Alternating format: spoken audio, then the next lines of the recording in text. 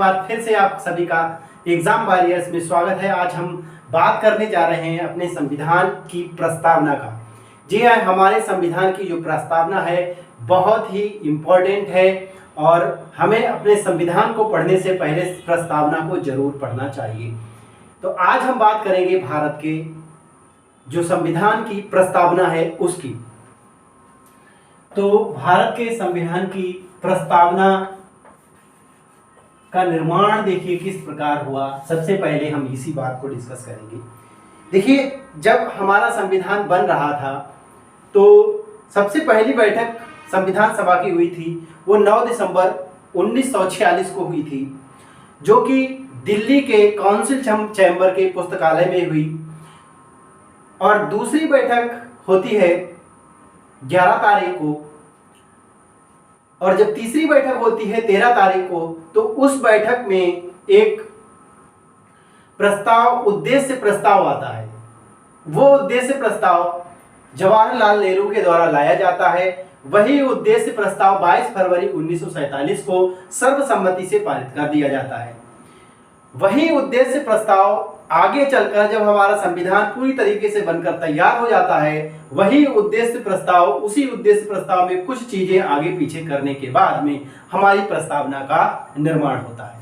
बात करते हैं ये प्रस्तावना जैसी चीज हमने किस संविधान से ली, क्योंकि हमने अलग अलग देशों के संविधानों का अध्ययन किया और उन संविधानों से जो भी अच्छी चीजें थी उनको हमने कलेक्ट करके अपने संविधान में शामिल किया है। तो जो भी प्रस्तावना है वो हमने अमेरिका के संविधान से सीखी है। सबसे पहले प्रस्तावना अगर किसी ने अपने संविधान में ली थी तो वो यूएसए ने ली थी, यानी अमेरिका ने ली थी। और उसी के संविधान को देखकर कई देशों ने जो है अपने संविधान में प्रस्तावना जैसी एक चीज रखी। देखिए, प्रस्तावना क्या होती है, यहाँ पर अलग अलग लोगों के अलग अलग मत हैं कि प्रस्तावना इस तरीके की होती है। हमारे यहाँ एक बहुत ही प्रसिद्ध वकील हुए थे N.A. पालकीवाला, जिन्होंने बेरूबाड़ी संघवाद जैसे केसों में अपनी पैरवी दी है सुप्रीम कोर्ट में। तो N.A. पालकीवाला कहते हैं कि जो हमारे संविधान की प्रस्तावना है तो वो संविधान का एक परिचय है। संविधान का एक परिचय है, ठीक है, संविधान का एक परिचय है। ये बात किसने कही? N.A. पालकीवाला ने कही। और N.A. पालकीवाला कौन थे? N.A. पालकीवाला जो थे एक बहुत ही प्रसिद्ध वकील हुए थे हमारे भारत के, जिन्होंने बेरूबाड़ी संघ और केशवानंद भारती जैसे केस लड़े थे। अब ये केस क्या है उनको हम बाद में डिस्कस करेंगे, क्योंकि वो केस हमारी प्रस्तावना से जुड़े हुए हैं। सबसे पहले हम देखते हैं हमारे देश की संविधान की प्रस्तावना क्या है। तो देखिएगा आपकी स्क्रीन पर ये जो संविधान की प्रस्तावना दिखाई दे रही है, इसको एक बार पढ़ लीजिए। हम भारत के लोग भारत को एक संपूर्ण प्रभुत्व संपन्न समाजवादी धर्मनिरपेक्ष लोकतांत्रिक गणराज्य बनाने के लिए और इसके समस्त नागरिकों को सामाजिक, आर्थिक और राजनैतिक न्याय, विचार, अभिव्यक्ति, धर्म, विश्वास व उपासना की स्वतंत्रता, प्रतिष्ठा और अवसर की समता प्राप्त करने के लिए तथा व्यक्ति की गरिमा और राष्ट्र की एकता तथा अखंडता सुनिश्चित करने वाला बंधुत्व बढ़ाने के लिए दृढ़ संकल्पित होकर अपने इस संविधान सभा में आज दिनांक 26 नवंबर 1949 को एतद द्वारा इस संविधान को अंगीकृत, अधिनियमित और आत्मार्पित करते हैं। तो ये है हमारे संविधान की प्रस्तावना। तो हमने अपने संविधान को कब लागू कर लिया था, आत्मार्पित कब कर लिया था? 26 नवंबर 1949 को, जो कि हम पहले भी पढ़ चुके हैं, पिछले वीडियोस में हम देख चुके हैं, ठीक है। देखिए दोस्तों, अगर आपको हमारा वीडियो पसंद आता है, आपको हमारे वीडियो से हेल्प मिलती है और आपको लगता है कि हमारे वीडियो से आप कुछ सीख रहे हैं, तो हमारे वीडियो को लाइक करें, शेयर करें। और अगर आप हमारे चैनल पर पहली बार आए हैं तो हमारे चैनल को सब्सक्राइब करिए, अपने दोस्तों को भी शेयर करिए ताकि वो भी हमारे संविधान को सीख सकें। संविधान केवल पढ़ने वालों के लिए ही इम्पोर्टेंट नहीं है। संविधान जो व्यक्ति इस देश का नागरिक है उसको आना चाहिए संविधान, क्योंकि जो संविधान में है वही मूल अधिकार हमें पता होना चाहिए, तभी हम एक सच्चे नागरिक हो सकते हैं। ठीक है मेरे दोस्तों, तो संविधान का हमने क्या है, संविधान हमारा लागू कब कब हुआ था? 26 नवंबर 1949 को लागू हुआ था, लेकिन ये पूर्ण रूप से लागू हुआ था 26 जनवरी 1947 को लागू हुआ था। अब देखिए, हमने प्रस्तावना में कई सारे शब्द, धर्मनिरपेक्ष जैसे शब्द पढ़े, समाजवादी शब्द पढ़े, ठीक है, और बंधुत्व बढ़ाने वाला शब्द पढ़ा है। ठीक है, तो हम बात करेंगे सबसे पहले समाजवादी शब्द का। किसका? समाजवादी। ठीक है, समाजवादी। तो देखिए, समाजवादी का मतलब सामाजिक रूप से, और समाजवाद दो प्रकार का होता है, एक होता है गांधीवादी और दूसरा होता है मार्क्सवादी। ठीक है, एक कार्ल मार्क्स हुआ था, कार्ल मार्क्स ने भी एक समाजवाद की परिभाषा दी है, वो थोड़ी सी क्रूर है, वो थोड़ी हिंसा से भरी हुई है, लेकिन हमारे जो गांधी जी ने दी है, गांधीवादी समाज की जो अवधारणा है, वो हमारे राष्ट्रपिता महात्मा गांधी जी ने दी है, और वो अहिंसा के रास्ते पर चलकर है। तो हम लोग दोनों की ही जो समाजवाद की परिभाषा है, उस दोनों को ही फॉलो करते हैं, लेकिन हमारा जो झुकाव है वो केवल और केवल गांधीवादी समाजवाद की ओर रहता है, क्योंकि हम भारत का देश है, मतलब हम लोग भारत के नागरिक हैं, तो हमारा जो देश है वो अहिंसा पर चलने वाला एक देश है, और हम हर देश से अपना बंधुत्व बनाकर रखना चाहते हैं। तो समाजवाद की बात हो गई। धर्मनिरपेक्ष जैसा शब्द देखिए मेरे भाइयों, धर्मनिरपेक्ष, ठीक है, धर्मनिरपेक्ष और समाजवाद, ये दो शब्द बहुत इंपॉर्टेंट हो जाते हैं हमारे लिए। क्यों हो जाते हैं? क्योंकि ये जो हमारी पहले जो प्रस्तावना थी, उस प्रस्तावना में शामिल नहीं थे, और ये जब जोड़े गए तो जोड़े गए हैं बाद में। कब जोड़े गए? अगर ये चीज हमसे पूछी जाती है तो याद रखिएगा, 1976 में समाजवाद और धर्मनिरपेक्ष जैसे दो शब्द हमारे संविधान में जोड़े गए, और इस समय जो हमारे संविधान में संशोधन हुआ था, वो हुआ था 42वां संविधान संशोधन। मेरे भाइयों, 42वां संविधान संशोधन हुआ था 1976, और 1976 में ये दो शब्द जोड़े गए। बहुत ही इंपॉर्टेंट, बहुत ही ज्यादा इंपॉर्टेंट ये दोनों शब्द हैं, केवल परीक्षा की दृष्टि से नहीं, हमें इनके बारे में जानना भी चाहिए। देखिए किस तरीके से ज्यादा इंपॉर्टेंट हैं। समाजवाद का मतलब हमने कहा कि हम सामाजिक रूप से अपने साथ समाज को भी लेकर चलना चाहते हैं, और हम चाहते हैं कि हम समाज का हिस्सा बना रहे, समाज हमारा हिस्सा रहे, यानी हम सामाजिक एक प्राणी की तरह जीना चाहते हैं। तो ये समाजवाद हो गया। अब देखिए, धर्मनिरपेक्ष का मतलब है हम किसी धर्म को सपोर्ट नहीं करते। हमारा देश जो है वो किसी धर्म स्पेशल या धर्म के अनुसार नहीं चलता, बल्कि एक इंसानियत के अनुसार चलता है। हमारा धर्म कोई भी नहीं है, हमारा धर्म केवल इंसानियत का धर्म है, और सबसे पहले अगर हम हैं कुछ तो वो है भारतवासी, हिंदुस्तानी। ठीक है, तो हमारा जो धर्म है हमारे देश का, वो कोई धर्म नहीं है। ठीक है, बात इतनी समझ आ गई। 42वें संविधान संशोधन से धर्मनिरपेक्ष और समाजवादी शब्द जोड़े गए, इतना हमें कंफर्म हो गया, इतना हमें कंफर्म हो गया। कब हुआ था 42वां संविधान संशोधन? 1976 में। एक बात और हम आपको बहुत बड़ी बता दें, ये 1976 में जो 42वां संशोधन हुआ था, बहुत सारी चीजें हमारे संविधान में शामिल की गई थी। हम इसकी बाद में बात करेंगे। जब संविधान संशोधन पढ़ेंगे तो हम इसको विस्तृत रूप से पढ़ेंगे, एक एक पॉइंट हम आपको बताएंगे, बहुत ही अच्छे से, बहुत ही इंपॉर्टेंट चीजें, हर एक चीज हम आपको डिस्कस करेंगे। तो इस 42वें संविधान संशोधन को मिनी कॉन्स्टिट्यूशन भी कहते हैं, इसलिए क्योंकि इसमें बहुत सारी चीजें शामिल की गई थी। ठीक है, चलिए आगे हम बढ़ते हैं और देखते हैं अपने संविधान में आगे क्या है।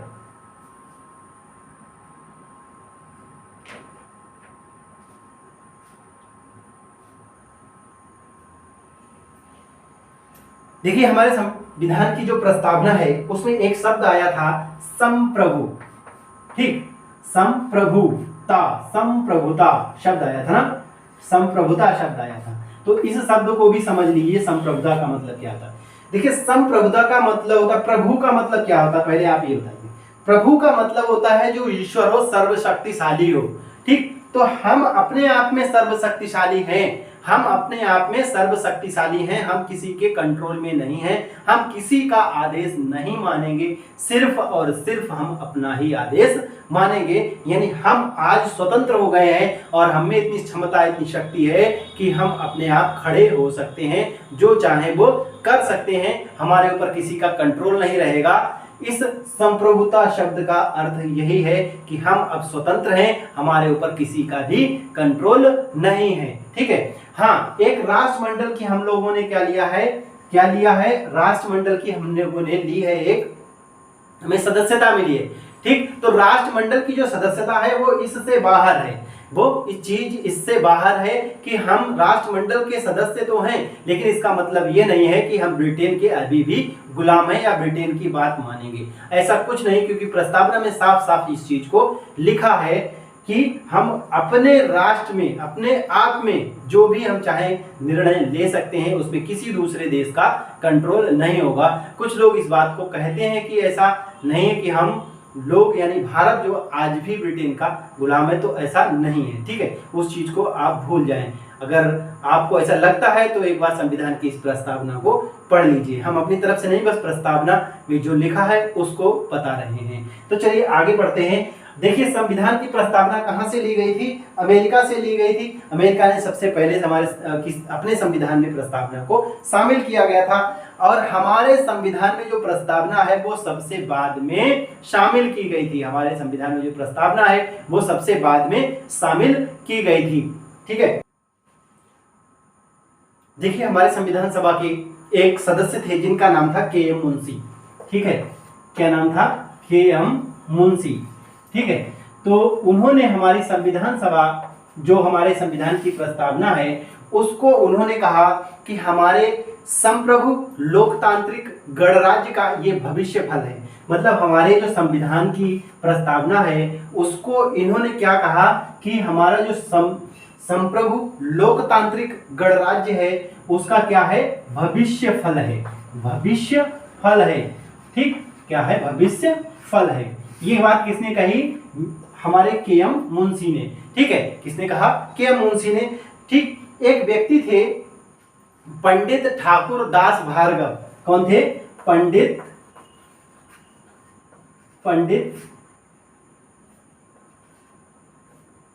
ठाकुर दास भार्गव।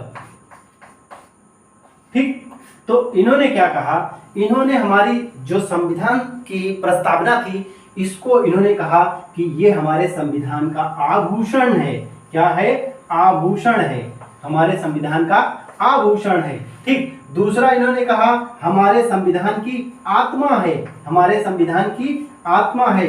बहुत ही इंपॉर्टेंट मेरे भाइयों यहाँ से क्वेश्चन है, हमारे संविधान की आत्मा है, क्या है? प्रस्तावना। हमारे संविधान की आत्मा है तो क्या है? प्रस्तावना। देखिए, ये जो आत्मा वाला क्वेश्चन है कई तरीके से पूछा जाता है, हम आपको भी बताएंगे, बने रहिए मेरे साथ। अगला देखिए, इन्होंने क्या कहा? ये जो हमारे संविधान की प्रस्तावना है वो संविधान की कुंजी है मेरे भाइयों। क्या है? कुंजी है। ठीक, इतनी बात यहाँ तक समझ में आई। तो इन्होंने तीन चीजों को इंडिकेट किया। क्या कहा? हमारे जो संविधान है वो संविधान का आभूषण है, और क्या है? आत्मा है, और क्या है? कुंजी है। ठीक है, क्या है? कुंजी है। ये बात किसने कही? पंडित ठाकुर दास भार्गव ने कहा इस बात को। अब देखिए, ये जो आत्मा वाला क्वेश्चन है बहुत ज्यादा पूछा जाता है। क्या पूछा जाता है? कहता है हमारे संविधान की आत्मा क्या है? सीधा क्वेश्चन आएगा, हमारे संविधान की आत्मा क्या है? तो लगाइएगा आप प्रस्तावना को। किसे लगाएंगे? प्रस्तावना को। लिख लीजिए इन क्वेश्चंस को। ठीक है, क्योंकि ये आपको आज के बाद ये जो आत्मा वाला क्वेश्चन है कभी भी कंफ्यूज नहीं करेगा। ठीक, अगर सीधा पूछा जाए आत्मा क्या है, किसी का नाम ना ले, ठीक, तो सीधा लगा दीजिए प्रस्तावना, कोई भी गलत नहीं करेगा। पंडित ठाकुर दास का नाम ले तो आत्मा पूछा जाए तो प्रस्तावना को लगा दीजिएगा, कोई भी गलत नहीं करेगा। ठीक है, अगर पूछे कि डॉक्टर बी आर अम्बेडकर, ठीक है, डॉक्टर बी आर अम्बेडकर, ठीक, डॉक्टर बी आर अम्बेडकर ने किसे आत्मा कहा? डॉक्टर बी आर अम्बेडकर ने किसे आत्मा कहा? अगर इस तरीके से क्वेश्चन आपसे पूछा जाता है तो आप क्या करेंगे? तो सुनिए आपको क्या करना है उस कंडीशन में। उस कंडीशन में आपको ये करना है, तो आपको अनुच्छेद 22 अनुच्छेद 22 को संविधान की आत्मा चुनना है। तो किसे चुनेंगे? अनुच्छेद 22 को संविधान की आत्मा चुनेंगे। इतनी बात कंफर्म हो गई, ठीक है। तो संविधान 22 को क्या चुनेंगे? संविधान की आत्मा चुनेंगे, ठीक। और अगर कहे कि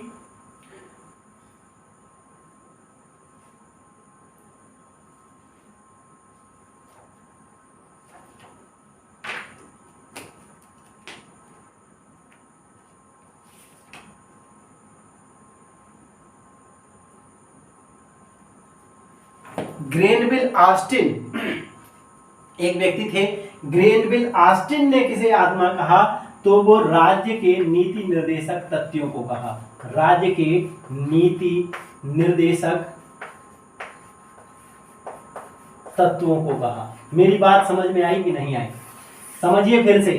पंडित ठाकुर दास ने किसे आत्मा कहा? अगर इस टाइप का क्वेश्चन पूछा जाए तो प्रस्तावना लगाएंगे, और सीधा आत्मा पूछा जाए तो भी प्रस्तावना लगाएंगे। बी आर अम्बेडकर ने किसे कहा? तो अनुच्छेद 22 को कहा, जो भाग 3 में वर्णित है मेरे भाइयों, जो हमें मौलिक अधिकार हैं हमारे, उन्होंने अनुच्छेद 22 को कहा, ठीक है। और अगर आपसे पूछा जाए ग्रेनविल ऑस्टिन ने किसको कहा, तो राज्य के नीति निर्देशक तत्वों को उन्होंने बताया था। आज के बाद इस क्वेश्चन में आप कंफ्यूज मत होइएगा, ठीक है। तो यहां तक कंफर्म हो गए, ठीक। अब आप बात करते हैं कि पंडित ठाकुर दास ने आभूषण कहा, आत्मा कहा और कुंजी कहा। यहां तक कंफर्म है। आगे देखिए, पढ़िए। आगे हम बात करते हैं, एक व्यक्ति थे ब्रिटेन के राजनीति शास्त्री थे, जिनका नाम था आर्नेस्ट बारकर, ठीक। उनका नाम क्या था? Ernest Barker. इन्होंने क्या कहा? इन्होंने हमारी जो संविधान की प्रस्तावना है, इस चीज को इन्होंने कहा कि ये जो है वो कुंजी नोट है। क्या है? कुंजी नोट है, ठीक। कुंजी नोट है, ये हमारे संविधान का कुंजी नोट है, ठीक। इसको संविधान का कुंजी नोट बताया। किसने बताया? आर्नेस्ट बारकर ने बताया। इतनी बात कंफर्म हो गई, ठीक। अब इसे देखिए। अब सवाल उठता है कि ये जो हमारे संविधान प्रस्तावना है, क्या वो हमारे संविधान का पार्ट है या नहीं, ठीक। अब ऐसा क्यों बोल रहे हैं भाई? संविधान में लिखी तो संविधान का पार्ट होगी, ठीक है। इसमें विवाद रहा, ठीक, इसलिए हम ये बात बोल रहे हैं, ठीक। इसलिए हम ये बात बोल रहे हैं, ठीक। क्या विवाद रहा समझिए। देखिए, हमारा जो सुप्रीम कोर्ट है वो ये कहता है कि प्रस्तावना में आप कोई भी संशोधन नहीं कर सकते। मेरी बात समझिएगा। संविधान में संशोधन कर सकते हैं, लेकिन प्रस्तावना में संशोधन नहीं कर सकते। क्यों? तो अब यहां से सवाल यह उठता है कि अगर हम संविधान में संशोधन कर सकते हैं और प्रस्तावना जो है संविधान का पार्ट है, तो हम जो प्रस्तावना में भी संशोधन कर सकते हैं, लेकिन नहीं कर सकते। तो इसका रीजन क्या है? या तो फिर प्रस्तावना संविधान का अंग नहीं है, ठीक। तो इस बात पर एक केस आया था, बेरुबाड़ी केस। सुनिएगा, बेरुबाड़ी केस, ठीक, पालकीवाला वाला, ठीक, 1960 में, ठीक। तो यहां पर जब ये केस आता है, ठीक, केस के बारे में मत समझिए, लंबा चौड़ा केस है कि भी कभी अगर मौका मिला तो स्पेशल इसके लिए हम आएंगे और आपको बताएंगे ये केस क्या था, कहां कहां झगड़ा हुआ था और किसके बीच था। फिलहाल बेरुवाड़ी केस आया था 1960 में, और 1960 में जो बेरुवाड़ी केस था, इसकी सुनवाई, इसकी जो पैरवी करने वाले थे वो वकील वो पालकीवाला करके थे, ठीक है। 1960 में जब ये केस आता है तो यहां पर सुप्रीम कोर्ट कहता है कि जो हमारी प्रस्तावना है वो हमारे संविधान का पार्ट नहीं है, पार्ट नहीं है, और पार्ट नहीं है तो इसमें संशोधन नहीं कर सकते। बात समझ गए? उसके ठीक 13 साल बाद यानी 1973 में एक दूसरा केस आता है, केशवानंद भारती। ठीक है, केशवानंद भारती। ठीक, केशवानंद भारती और बनाम केरल राज्यवाद के लिए आता है। ठीक, ये केरल के थे केशवानंद भारती और 2020 में इनका निधन हुआ है। ठीक, तो केशवानंद भारती जो थे, इन्होंने 1973 में केस लेके आए थे। ठीक, इनका भी एक संपत्ति से जुड़ा संबंध था। ठीक है, तो उसकी इनकी भी केस की बाद में बात करेंगे, फिलहाल तो इनको समझिएगा।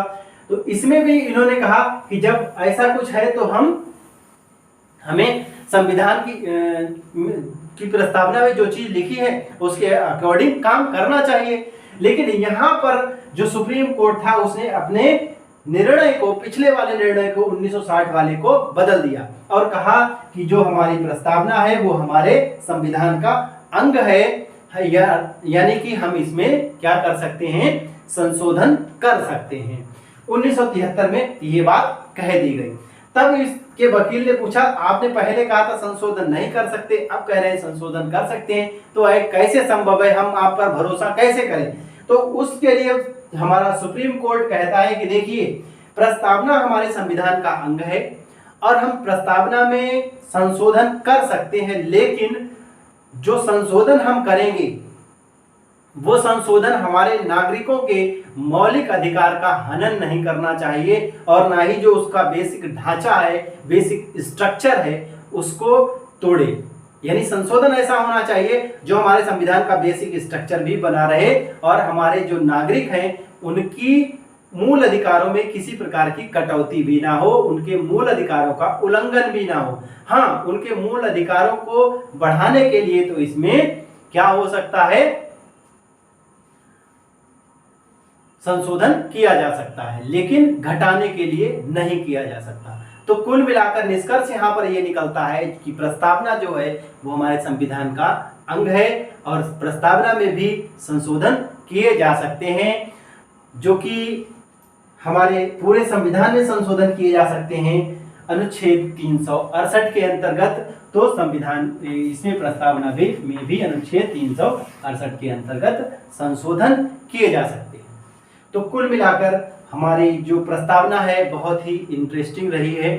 ठीक, और हमने प्रस्तावना को देख लिया, यहाँ से जो कुछ भी था हमने आपको बता दिया है। अब हम अगले वीडियो में डिस्कस करेंगे आगे का हमारे संविधान का पार्ट 1 यानी संविधान का भाग 1। यहाँ से हमारा संविधान शुरू होगा और इसके बाद एक के बाद एक भाग आते जाएंगे और हम अपने संविधान को पढ़ते जाएंगे। मिलते हैं अगले वीडियो में, तब तक के लिए जय हिंद, जय भारत, मेरा भारत महान।